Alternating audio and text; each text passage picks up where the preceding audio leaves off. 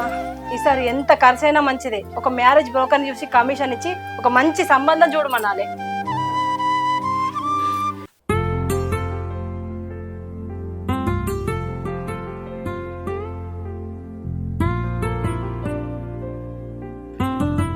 ఏం పిల్ల పెళ్లి కుదిరిందా? ఇంకా ఇంటి మీదనే ఉన్నావా? నీకెందుకు?